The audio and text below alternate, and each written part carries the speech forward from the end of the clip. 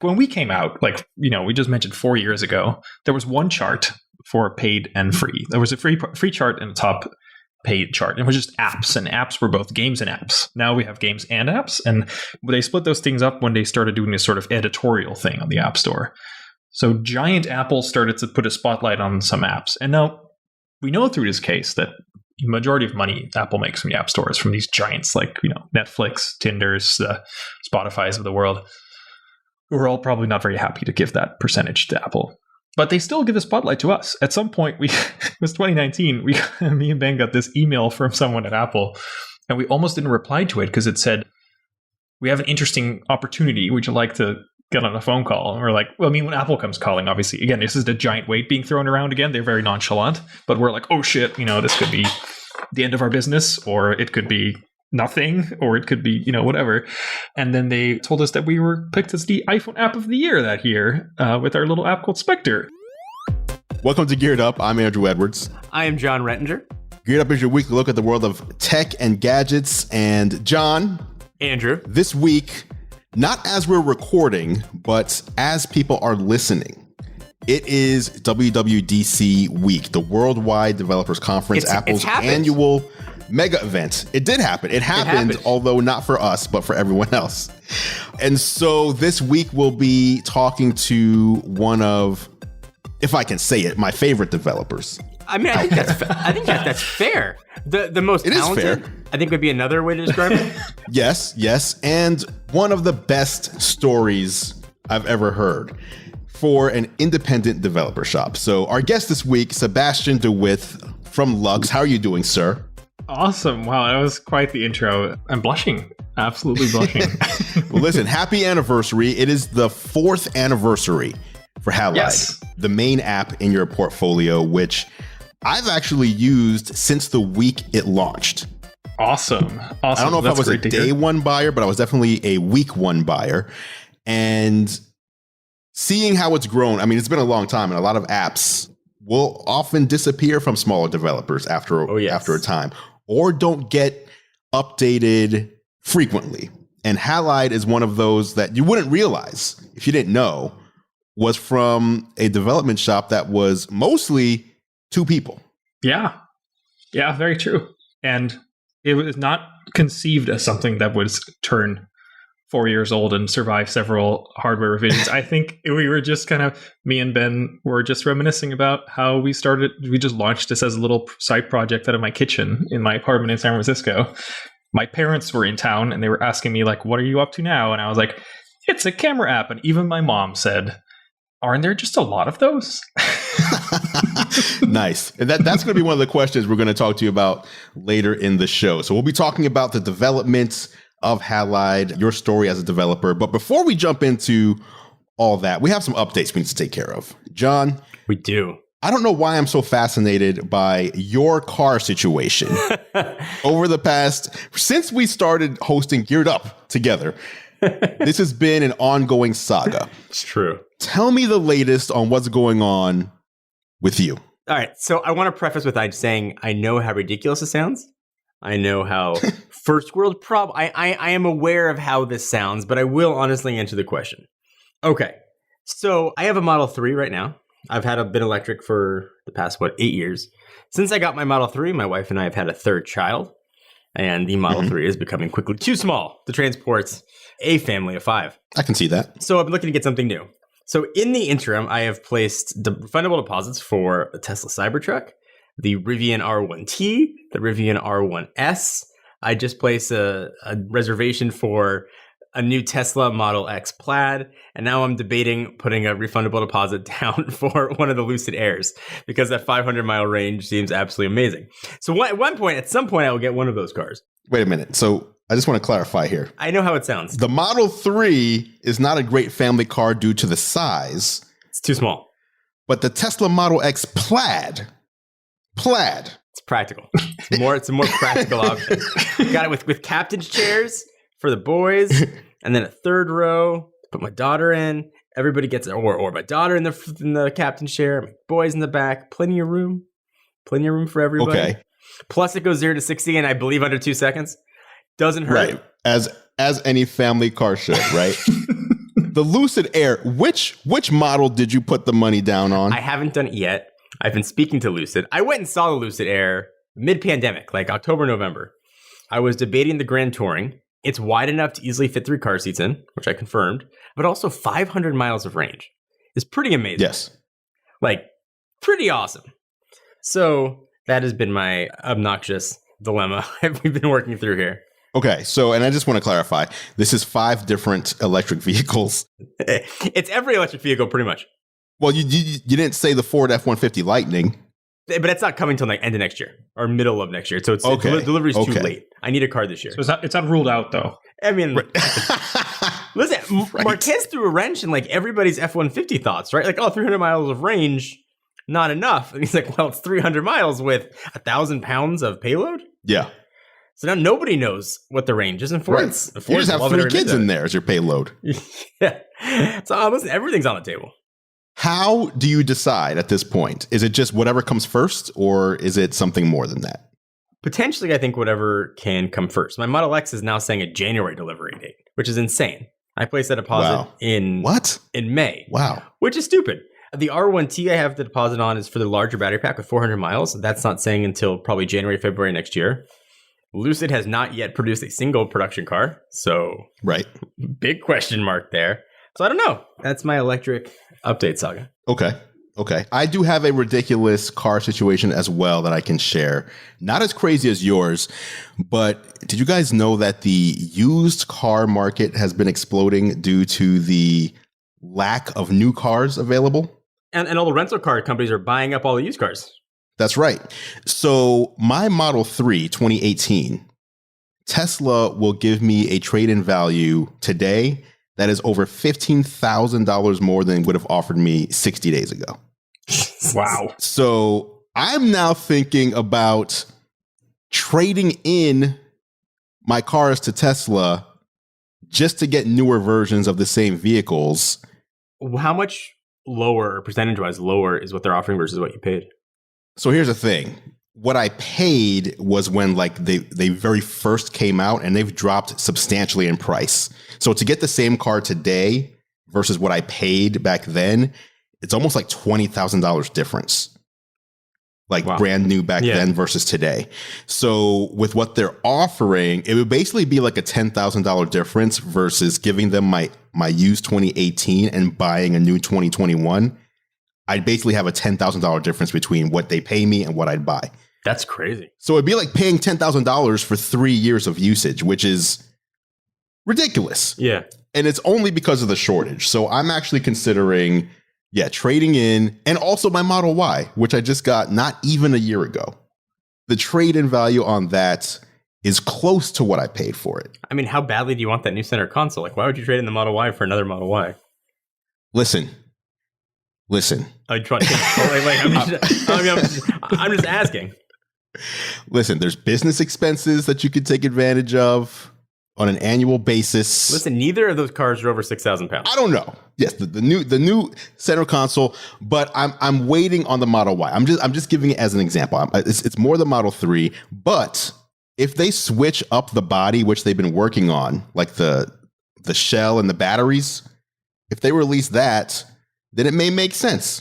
So, Andrew, I'm looking up the exact code here. Let me give you a second here. So, did you know, and you're a business owner, right?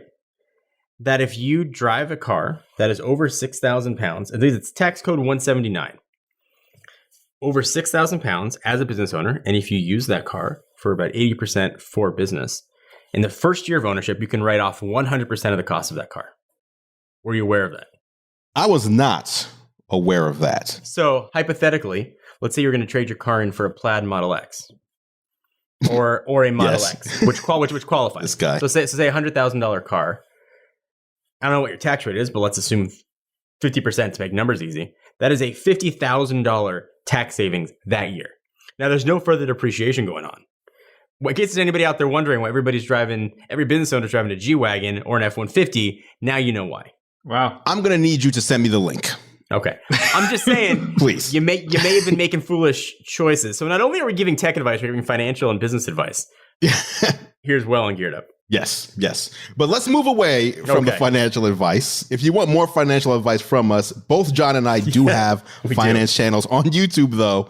But let's move on to WWDC. Now, as we're recording this, it is the Thursday before WWDC. When people are listening to it, it will likely be the Monday, the day of, the afternoon of. It's already happened. We are in the past. But John, you said, hey, why don't we just give our predictions real quick? We're not going to spend a lot of time on this part.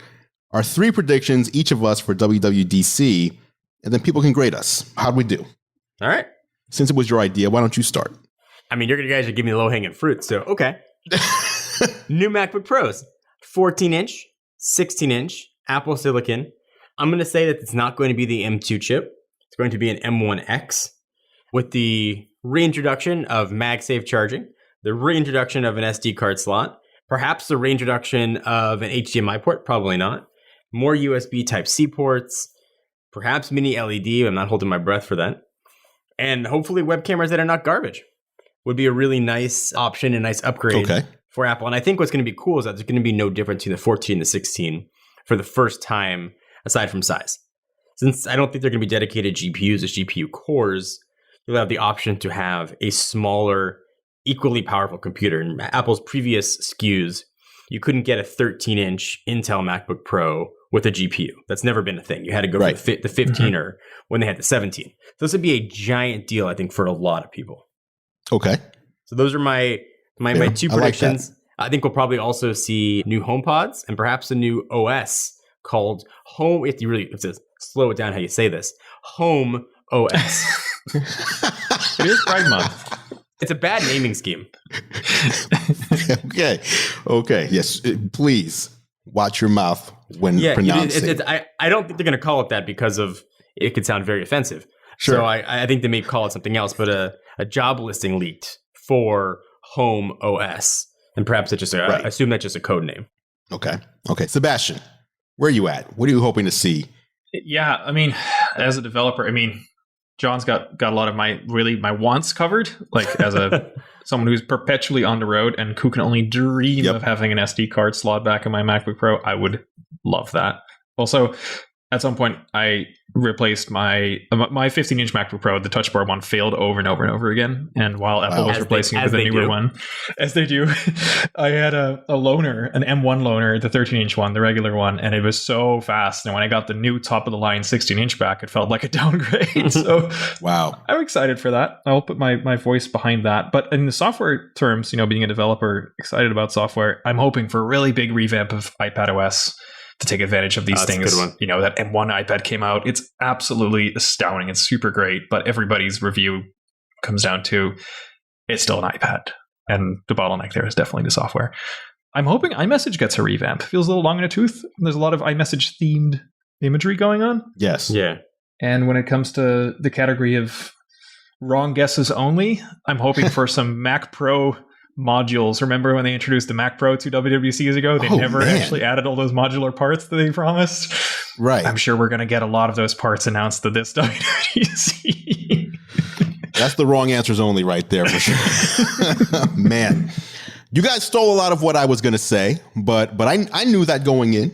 There's more. There's more. I would say if I were to put something out there that I would think would be more bold and that I'm not too sure about, I want to see the Apple Watch get that blood sugar sensor, the blood glucose sensor. That's got to be new hardware, though, for that. It would. Wait a minute. Never mind. You're right. That would be more of a September thing. Wow. That would be more of a new. I'm over here excited about hardware because you started talking about the MacBook Pro. I'm excited for the iPhone 13 on Monday. It's going to be awesome. Right. Okay. Let me take that back. I think we're going to see iOS 15. All right, Andrew. And with it, I don't know. Listen, I'm going to jump in and piggyback on some iMessage features. This is going to sound crazy, but the ability to mark iMessages as unread sounds wild. That's not crazy at all. That's not crazy. It's like adding an edit. It's like adding an edit button to Twitter. It's so insane it just might work. Would love to see something like that. And ideas that won't happen, that we'll never see, but for the heck of it, iMessage for Android. Oh. Or not happening. And this would be even killer, iMessage is on the web. I think we'd see that before Android. Probably, and that would make head to iCloud.com and log into iMessage. iMessage on a PC, right?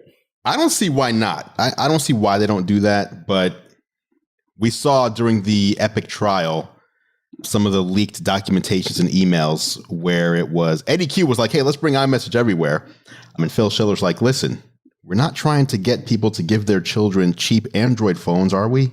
We want them to give them iPhones. Let's not do this.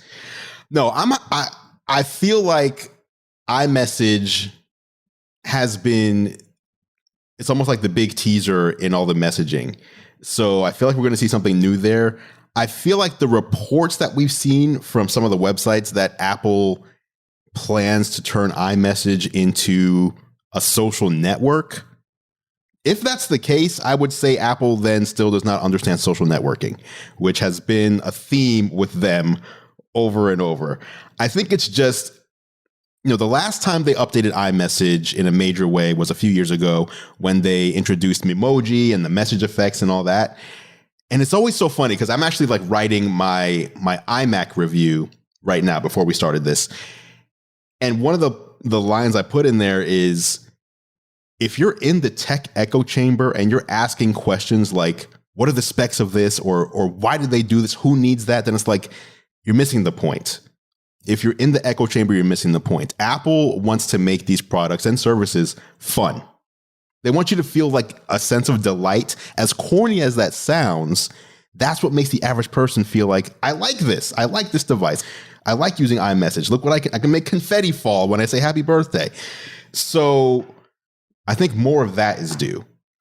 And I'm not sure what they add to make it happen, but what we've seen with the iPhones of the past couple of years with all the colors and the iMac most recently, it's like a more friendly, joyful, airy Apple and less of a utilitarian tool. That's what I'm looking forward to seeing most. How do they continue that with the software? We've seen it in the hardware. What are they going to do with the software to make it match up?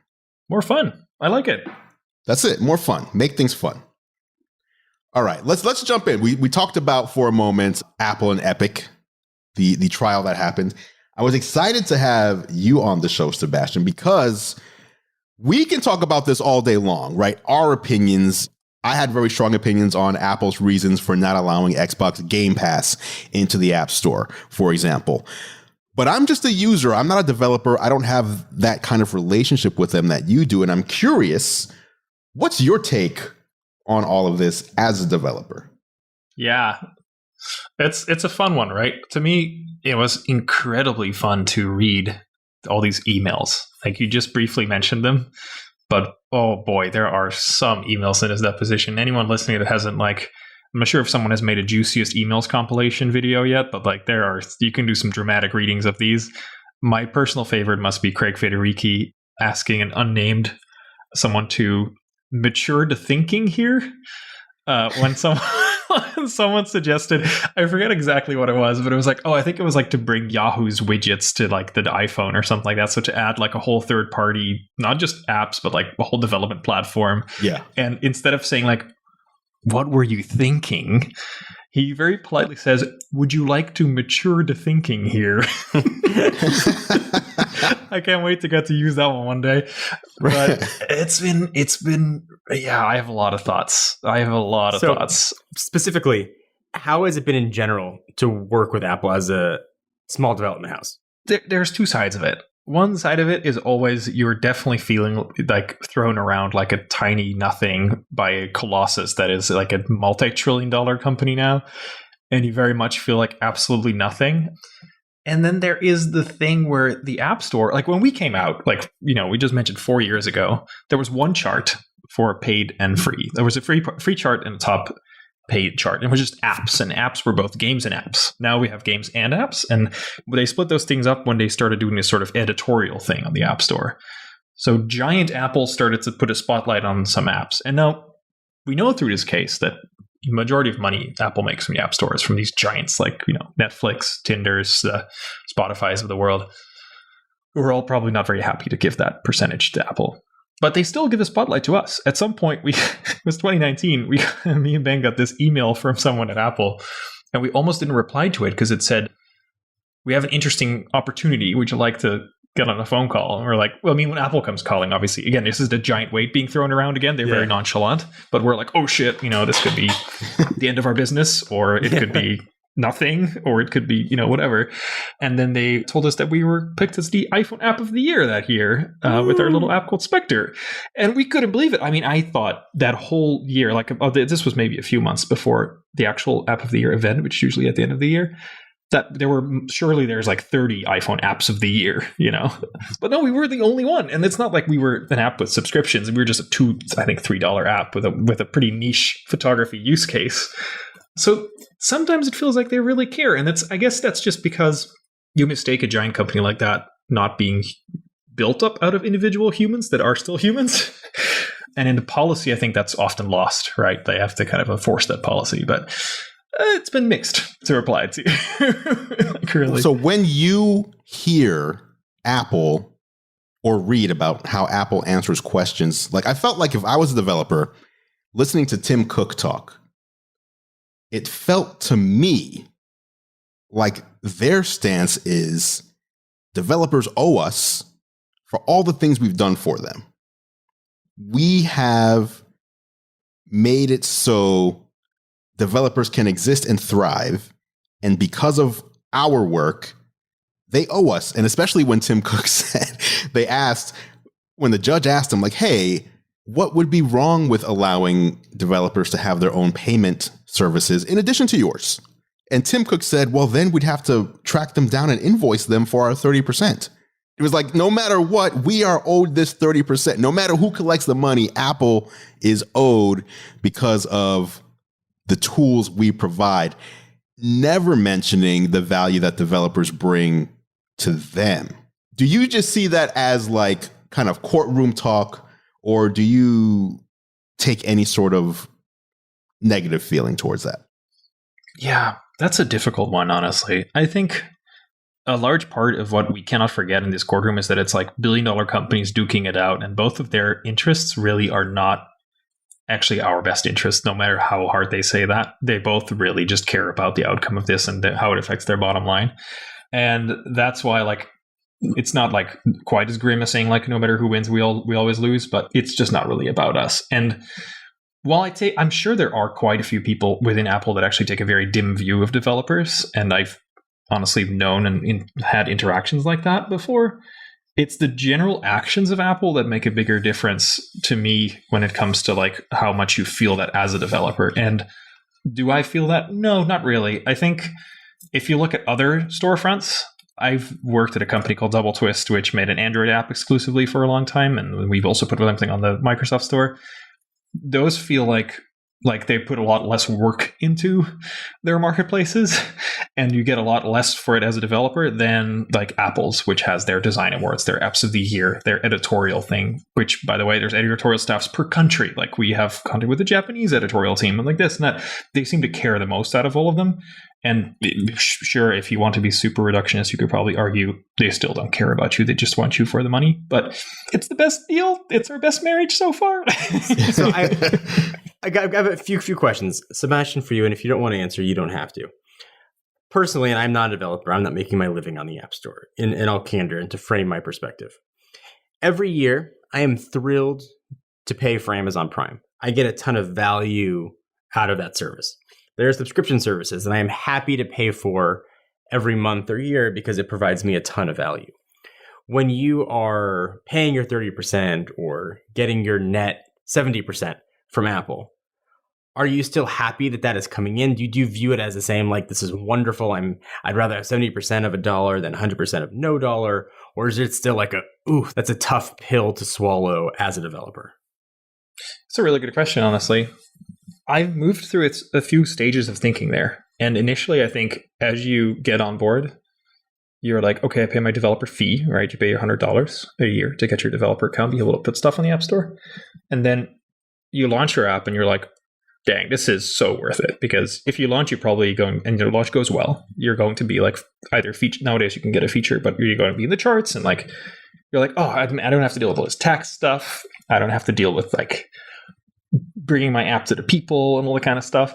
And then, you're going to get your first few payouts, and those are going to be your highest payouts. And you're going to be like, but what if I had more money? It's kind of like if you see one really nice electric vehicle, you're more tempted to maybe put an order on several electric vehicles because that's true. That is true. That's an appropriate analogy. To amass more. And then there's a bit of a dip into thinking there. And I think then you settle into a baseline where, especially if you've ever been in the business of selling an app on your own website, where you realize like, oh, it is really nice that there is one storefront where everything can be found. So you always access all the customers. It is amazing you don't have to deal with payment infrastructure, especially across 100 plus countries, et cetera, et cetera. So like you start seeing the trade-offs a little bit. And in that sense, I'm pretty happy for what I get right now. And there's actually little tiny other details. We kind of talked about this in our post, but if you go towards subscriptions, obviously Apple is trying to push people a bit towards subscriptions because it makes sense for their bottom line. But if someone has a subscription with us, for instance, after a year, they only take 15% instead of 30%. So there are and then now they, give a 50% rate to like the smaller developers. So to me, it's never seemed like a bad deal. Let's put it that way. There's been some moments where I was like, man, I sure wish I could get a bit more. But nowadays, if you were in that same position and it makes such a big difference to you, you make less than $1 million as a small developer, you do get more. So that's pretty nice. That's an honest answer. And this whole thing with Epic has brought a lot of these questions to light. And I maybe have a contrarian view or a different view. I don't think Epic has any intention or thought that they are going to win this case. I genuinely don't believe that they think they are going to win. Legally, from a legal perspective. From a legal perspective. I don't think that was their end game at all. I would assume that they A/B tested this, case studied it. What's the benefit to their bottom line? What's the benefit to their their business perception of Epic, their perception of their games? And then what is that perception change or shift? How does that impact their bottom line? And I guarantee you they said, okay, people are going to look at us as the anti-Apple. People are going to look at us as struggling for the little man, and they're going to buy our skins. They're going to buy our bananas. They're going to buy our games. They're going to support us because of it. Even if we lose out on our 70% from Apple. And I think that's very clearly what's going on here. Someone's presenting themselves as the opposite of the giant. And there's clearly people that are going to respond well to that. Winning in the court of public opinion versus winning in the courtroom, right? Absolutely. The court of public opinion matters much more. There's very little legal precedence, I think, for Epic to actually win this. Nobody forced them on the App Store. Nobody's holding a gun to their head saying they have to be on the App Store and pay the money. They knew what the rules were. They signed up. They signed, when you sign up for your developer account, you agree to the terms of service, and then they decided they didn't want to play by those rules. Now, you can agree or disagree with that, but those are the facts, at least, of the case. So I think what's going to happen after this, though, could be a shift in developers' favor, and that could play very well. Apple has been known, especially Apple recently, to make changes to previous things. Even if you look at their hardware, we've seen colors come back. We've seen rumors of ports coming back on phones, keyboards getting changed and being fixed. Apple's reversed a lot of very strong courses that they've been on. And we could see Apple, probably never admit it, but go from 30 to 20. And I think that would be a direct result of what Epic has done. For sure. Let me ask you this. What is your biggest frustration as a developer? There's a couple. Frustrating for developers, and this is especially true as an indie, like I love like going on Reddit or on Twitter and like talking to people that use the app directly, is that middleman effect, that thing where I think a lot of people are very grateful for this, that there's like Apple's in between you and your users. If someone is super unhappy, I can't refund them. I can't like even contact you. I don't know anything about our users. And because on top of that, we don't have accounts, we don't have analytics, we literally have 0 things in our app tracking our users. I don't know anything. So if you're unhappy and you're like, I want a refund, right now I actually refund out of pocket usually if people are really unhappy, because I was like, okay, well, I don't want you to go to like Apple support if they tell you like, because sometimes Apple support actually says you have to contact the developer, even though they know full well that they are the only ones that can issue refunds. So that sometimes is one of my biggest frustrations. The other one is they design their marketplace. So I can't, I want to design every aspect of how our experience is when someone buys it. Like I want to make very clear that we don't make a free app. When you download our app, it just says get, like equally. Maybe it says in-app purchases underneath, But it doesn't make it very clear that like you cannot use my app without paying for it. If you download this app, you will get a paywall. And lots of people, our number one-star review right now we get is people downloading it and saying it's a scam. They want you to pay for it before using it. And I'm like, it's not a scam. That's just how we work. If you want, you can try it for like 2 weeks with a paid trial. Like afterward, you can cancel, you won't be charged. But we use Apple system for that. And like, we'd love to be able to send an email. I think maybe Apple already does. I don't know. Maybe people correct me if I'm wrong, but we'd love to send an email or even allow you to set a reminder, hey, you're about to get charged. If you wanted to cancel, now would be the time. I would like to design the entire store page to say that. It doesn't say get. It says like paid app. or trial free. Or something like that, right? Yeah. Those are, I think, the biggest frustrations you really run into. Apart from that, like the usual complaints about like inflexibility or like app review have gotten so much better. Like when we got started, I mean, it would take days for an update to get approved or if an app to get approved. Now we're talking about hours. Like we submitted an update yesterday to have like a cool rainbow pride icon, and it was approved in hours. If we talk to developer relations and we're like, hey, this is a critical bug fix, they'll get it out for us. Like we have that on our launch day. Like those things have largely become non-issues, but I would love to be able to be able to issue refunds. I would love to be able to get more of a direct line with my customers. And I realize that's a trade-off between Apple's whole privacy first and, that kind of thing. But yeah. Do you have the same interaction with Apple as somebody who's just uploading their first app today? I mean, you mentioned like a customer app, developer assistant or somebody who can help you. Is that something everybody gets access to? Probably not. If you get started and you're just an app, I mean, I think in the Epic case at one point it showed how many apps are submitted every day. It's a lot. Like we're talking thousands. But I think once you have an established app and like you have you're more than a few thousand users every day, you have someone at Apple you can talk to. And even if you don't, like you can email Apple's App Store review or editorial teams and email them stuff and they'll appreciate it. Like there's definitely humans on the other side of the line that you can talk to. So I think it depends. And I'm pretty sure, I think we also saw this in the case that once you become one of the big boys. As a developer of the app of the year, you're probably going to get a little bit more access than someone starting out today. Understandably so. Yeah. But still, we don't have like a red phone in our office and we can pick it up when we talk to Tim Cook. Like we definitely still were talking to just some humans at the App Store. Like we don't get some sort of we get advanced hardware access or anything like that. Like our app, we make a camera app. Our app breaks when new iPhones come out. Like doesn't just like, oh, it works a bit less great. Like there's going to be like a new camera or something on that stuff and it is going to crash spectacularly. Tech reviewers get advanced units. We don't get special treatment. There's only a few companies like that get that executive line, and we saw that in the Epic case, and that's because they contribute billions to the bottom line, and that I think that's okay. I'm okay with that. I don't expect that. Makes sense. Let's talk about Halide. So again, as we said, congratulations, 4 years on the App Store. Halide for iPad just came out, which is awesome. But let's go back because the main question I have when I see an app like Halide. Now I'm kind of, I don't know, an app addict. Like if I see something new, I'm like, let me just try this out. I have over 700 apps on my iPhone, which people make fun of me for, but I just like trying new things. But the average person, from what I hear, they don't even have 2 full pages of apps. So they're not really downloading a lot of things. When you go to create an app and you're creating something that most people would probably say, that's already included on my phone for free. How do you strategize making that a success? Wow, that's a great question. Having done it twice now, I think it is all about knowing your audience. Like when I made Halide, like I said, 4 years ago, we built this thing as a side project. I think around April, I was like, hey, Ben, let's finish it because otherwise we're just going to sit on it. We're just going to kind of like, we were building it in our spare time. And I was like, I really just wanted to use it for myself. I wanted to the cameras were getting pretty good. We're talking iPhone 6s, 7 guys like these. I was like, the photos were getting pretty good. They were atrocious. They were awful, but comparatively, they're getting pretty decent.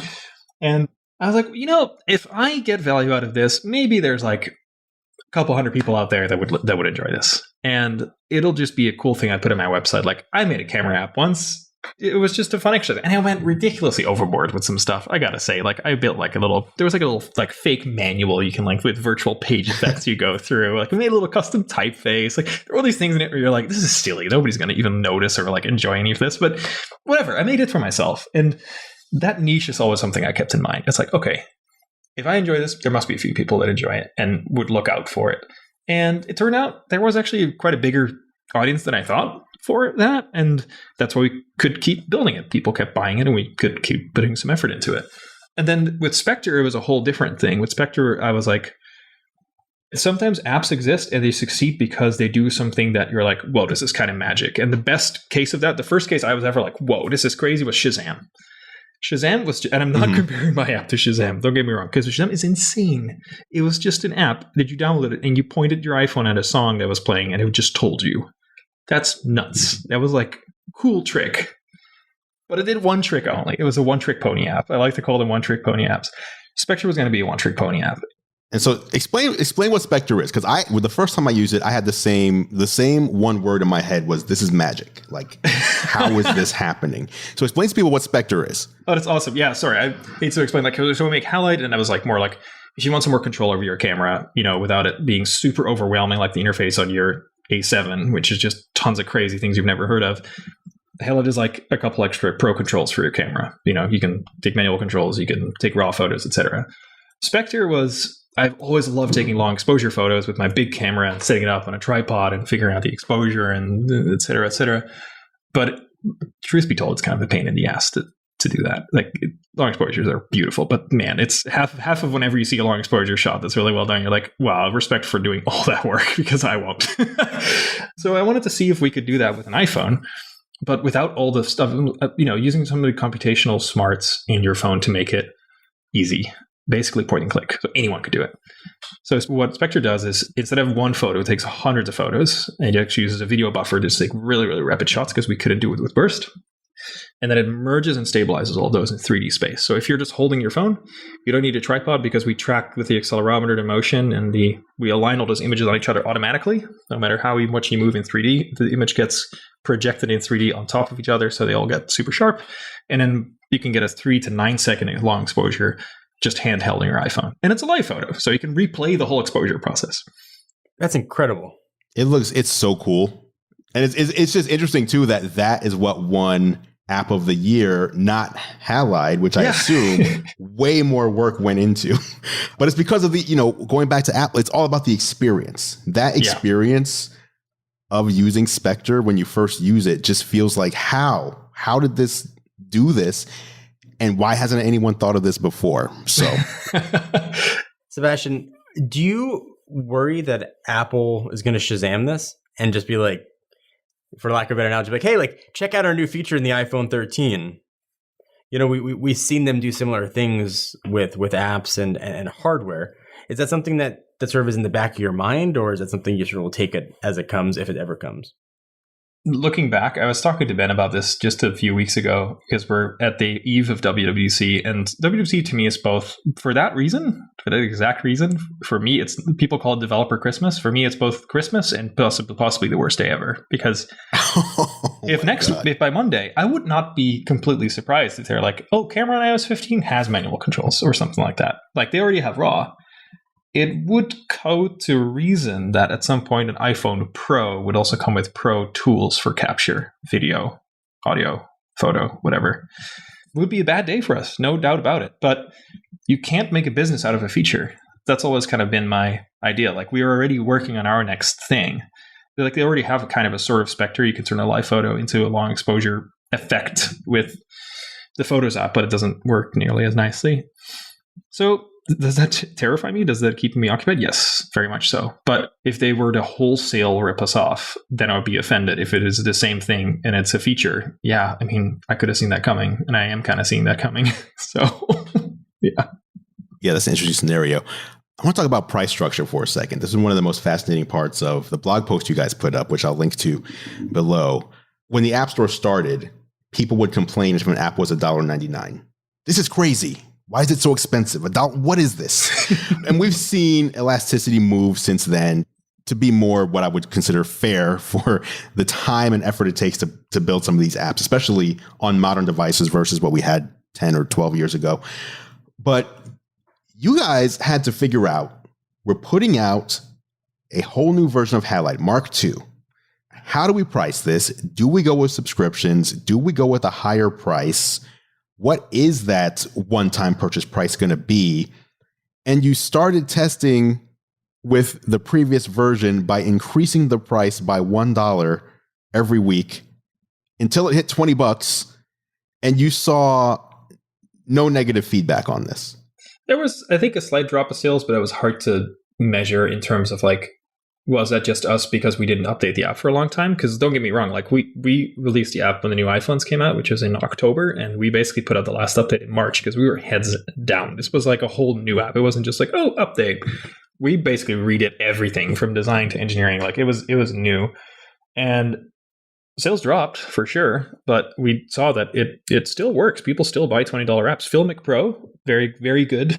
A pro movie capture app, which I'm sure has the same fears that we do. Apple will one day Sherlock them. Nice term, Sherlock. Yeah, they have a high price point like that. I think it's like $18 or something, if I recall correctly. And then the next thing was like, how are we going to charge for the next thing? If you ask users, if you go on Reddit, which is a pretty uncensored forum for these things, like it's not just people following, you and agreeing with you. If you just drop in the comments, they're like, hey, how do you all feel about subscription apps? There's not a lot of fans. No, not at all. Yeah. People don't like the S word. And I assume understandably so, right? Because you're not just a developer of your app, you're also a user of other apps. And so I think most people don't get that developers do understand the other side because they are also users of these devices. Developers are people too. That's right. So how'd you settle on this? How did you do this? This was a tough one because we had two things to worry about. One, what are we going to do with everybody who's already has the app? And two, what are we going to charge and how are we going to charge it? And so the first thing was, okay, here's that legendary I don't make the App Store problem. I could just make a paid update. No, you can't. There is no paid update scheme. Like you can't just have people keep using the old version, and then if they want to upgrade, they can pay, and then you can just have one thing on the App Store. What we could have done is like have two Halides on the App Store all of a sudden, which would be supremely confusing. Here's Halide 1 and Halide 2, and then a bunch of people keep buying Halide 1, and they get really mad that you don't get any updates because we're working on Halide 2 now. And we could put a really giant banner on top that says, this is not being worked on anymore. Please don't buy this app. But they'll still download it and still be like, why doesn't it work on my iPhone 24 in 20 years? Yeah.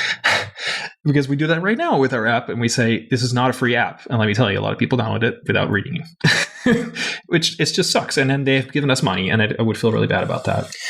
So we thought, okay, what we could do is replace Halide Mark 1 with Halide Mark 2. And we have a big update, and then we can figure out how to upgrade people. We could try something like in-app purchases or something, but that also felt kind of... See, what we didn't want is that these updates happen automatically. All these happy users have Halide. They take photos. They one day go to the beach. They open the app. It looks all different. And also it says, hey, welcome to the new version. You have to pay now.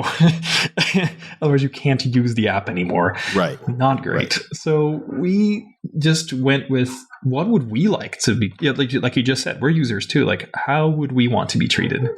And in the end, it was very much a choice over like, our own users and our own like what feels right versus money. Everybody who already has Halide or gave us money at one point down the line gets the whole update for free.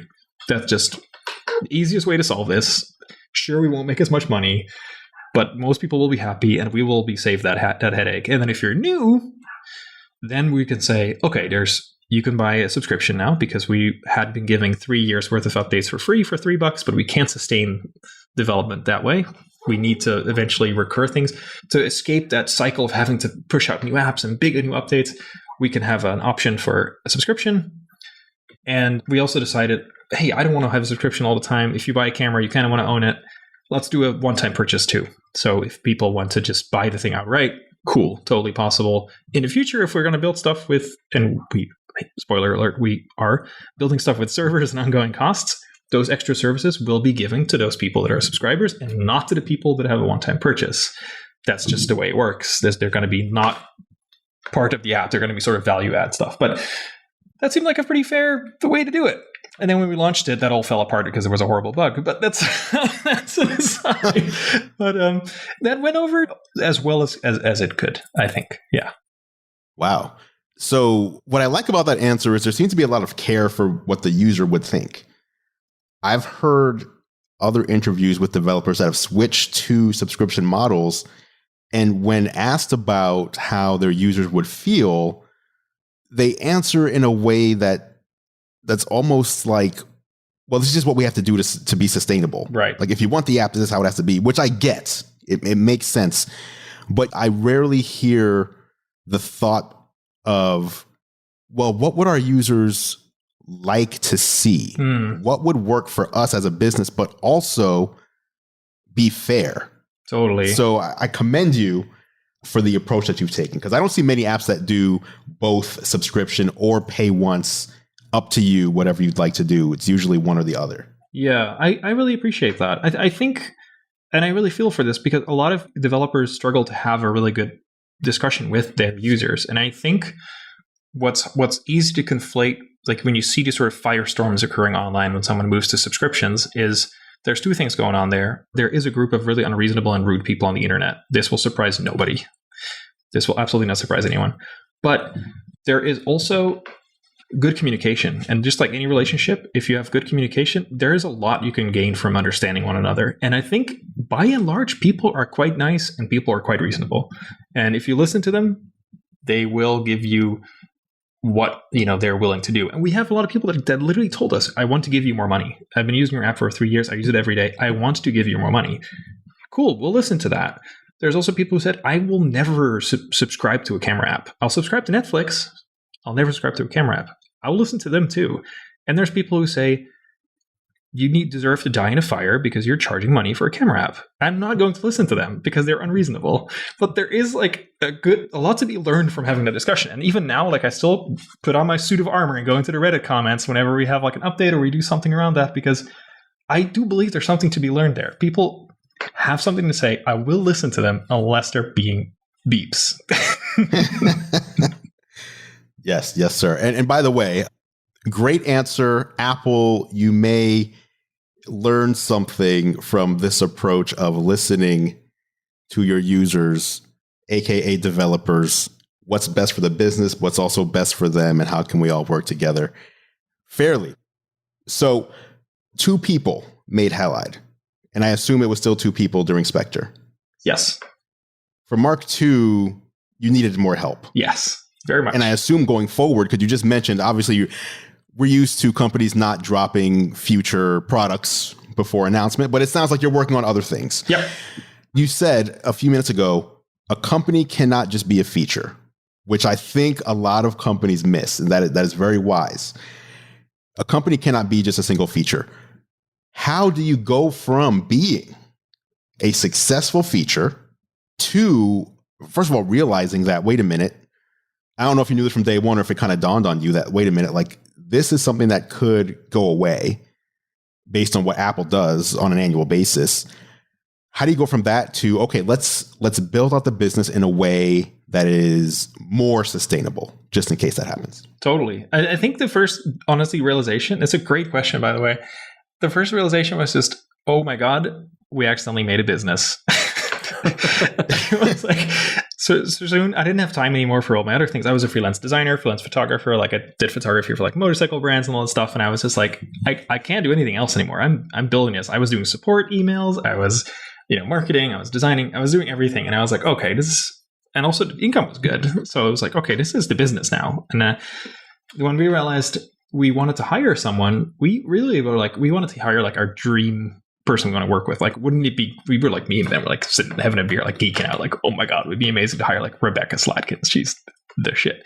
So we decided to like at some point, like, coyly give her an offer, and she was super excited too. And we were just like, ah. But then like you realize, okay, now you have someone and you're responsible too. Like, we're a business. We're business with peoples and incomes, and people have houses and spouses, and we can't just like, I can't just go on a motorcycle trip tomorrow to Argentina. I have to like run it by my company now. Like, I'm someone who like really does spontaneous nonsense like that. And I think we realized like they're like, okay, we need to really run this deliberately. And we are ready because we've done it from like a very passionate point of view, but it's also a part of that is saying like, what is our long-term plan? And it's not like 10 years out, but let's diversify. Let's make a few different products, like make plans to, that's part of like why we hired is like, we want to make more things than just the apps we work on.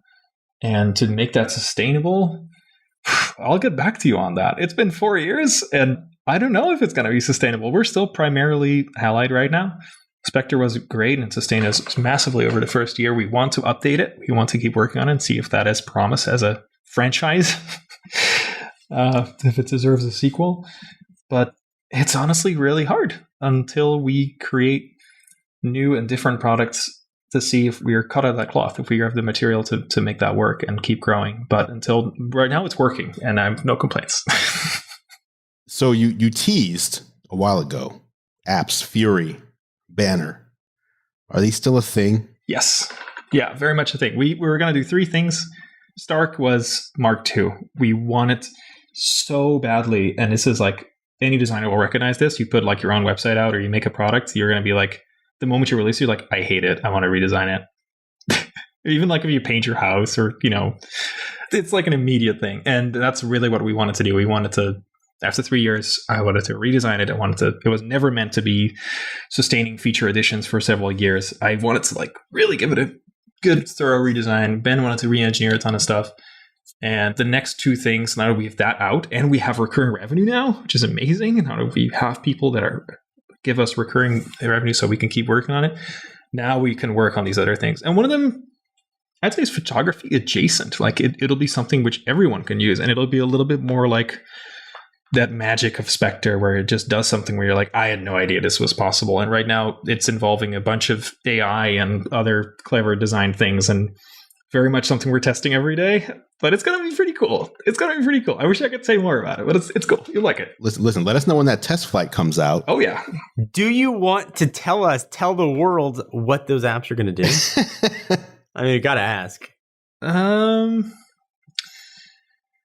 No. Fair. We had to Listen, ask. we wouldn't be journalists if we didn't ask. We had to ask. It's a very good question and it's very tempting, but I know it's going to be so much better when it's all fully cooked. Wait a minute. Yeah. John, I have a follow-up question to that one. When you're ready to tell the world what these apps will do, do you want to announce it on a future episode? I would love that. That would be awesome. Yes. There we go. Yes. This might be a weird question, and I think you might have touched on this on the blog post, but a camera app during a pandemic, I assume it doesn't like line up. Like usually you get a camera app because you want to be out, you want to be taking pictures of things, you're traveling, you're seeing things. Was that a challenge? Was that a worry? Was it an unfounded worry? How'd that go? It was a worry. I was in New Zealand when the pandemic kind of like started hitting out. I rushed back home. This was when we were in talks of getting Rebecca on board. She was going to start in like June. So that was a year ago. And we immediately saw revenue crash when that happened. People's discretionary spending went down. Interesting. People weren't thinking about camera apps anymore. Apple wasn't featuring camera apps anymore. Apple was featuring CDC things, was stay-at-home things, and and I couldn't even really post about it. I couldn't be like, hey, let's all go have a photo challenge and go photograph stuff around your neighborhood right now. Everything, it was just kind of going down. And I was like, this is great because we had money sitting in our accounts from the Spectre app of the year. We hadn't just gone out and bought gold wrapped Lamborghinis with it. Not that it was that much money, but that was the big perk. We had put that money in the bank to hire Rebecca with. And then we looked at it for a while and we're like, we want to make sure we give a job offer to someone and not after a year say like, sorry, but we had a bad year and we've got to let you go again. So we took another month and things recovered a little bit. The iPhone SE2 came out. Remember that? That was like a little over a year ago. Crazy. Tech moves so fast. Which, by the way, Halide worked on. Yes. So when Apple had the Pro camera on the iPhone 12, this is obviously an aside, but here's the iPhone 12 with Pro camera. Halide says, hey, if you have older iPhones, we're going to give you Pro cameras there. Yes. So there was a value add. It wasn't just, this is already on my phone. It's only on your phone if you have the $1,000, $1,200 phone. If you're buying Apple's $350 phone, and you want a pro camera app, there you guys are. Still going to do it. Still going to take raw photos. And we actually found out, I think we had a blog post about it, but that little SE has like a real-time neural network to do portrait because it only has one camera. And anyway, that's a whole different story. We got to do a bunch of cool stuff with that. And yeah, we still test and use phones like that. It just, sorry, but it's still blowing my mind that that's like a little over a year ago that the SE2 came out. It feels like ancient. It feels like something you just like dug out of like an archaeological dig site in Egypt. It's like, oh, I guess this is what the ancient Egyptians used for taking selfies. Yep. Last topic I want to hit on, Halide for iPad. So you guys timed it. I don't know if you meant to time it with the new iPad Pros, the M1s, but obviously you did.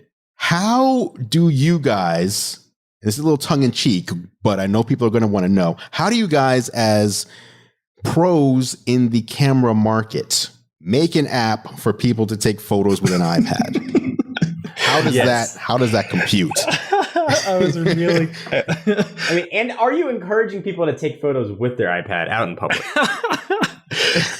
I was really curious how you were going to phrase that because I thought it was just going to be like, so how do you sleep at night?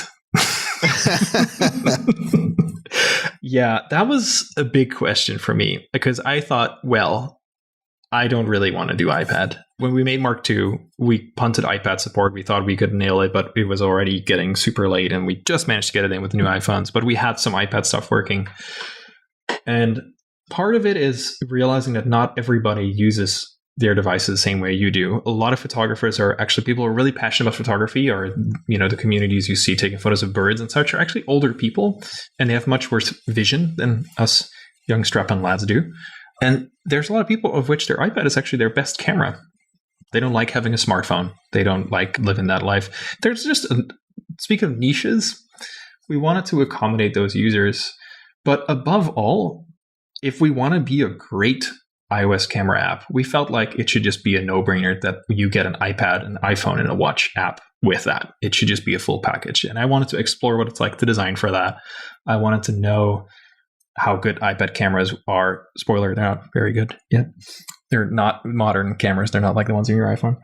And that really mattered to me. I'm sure Apple will be happy with it. That's always good. And that was really it. We did actually build a tiny machine learning based feature, which we scrapped at the last minute. It works. That will tell you it will detect when you're taking a photo in a crowd, in a concert, and will shut down the camera. There's a user interface for it and everything. You can see it in the Verge article for it. We didn't ship it because of false positive rate, and we don't want to really lock people out of their cameras. But if I see people, even once, if I'm out in the wild, and you can hold me to this, or you can send me a picture of it. If I see someone taking a picture with Halide on an iPad at a concert, I'm going to roll it out. I'm going to push that update, and it will never happen again. That's incredible. That's fair. That was a tongue-in-cheek question because I do feel like, again, going back to the whole tech echo chamber, it's been so long since the first iPad with the camera. I think it was the iPad 2, where people were like, don't take pictures with iPads. It's annoying. And I've always been like, why do you care what other people are using to take pictures? Like, why do you care?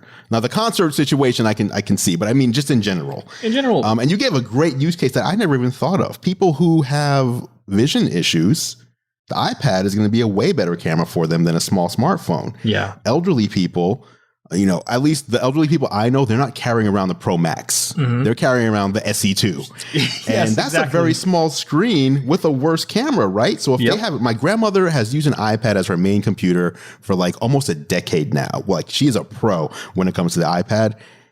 That's a perfect use case for her for using a camera because she doesn't have a smartphone. She uses the old school phone. Like, she types into her phone, sometimes rotary. So I appreciate Halide for iPad. I'm not a hater. I'm actually very glad to see it. Thank you for thinking of people.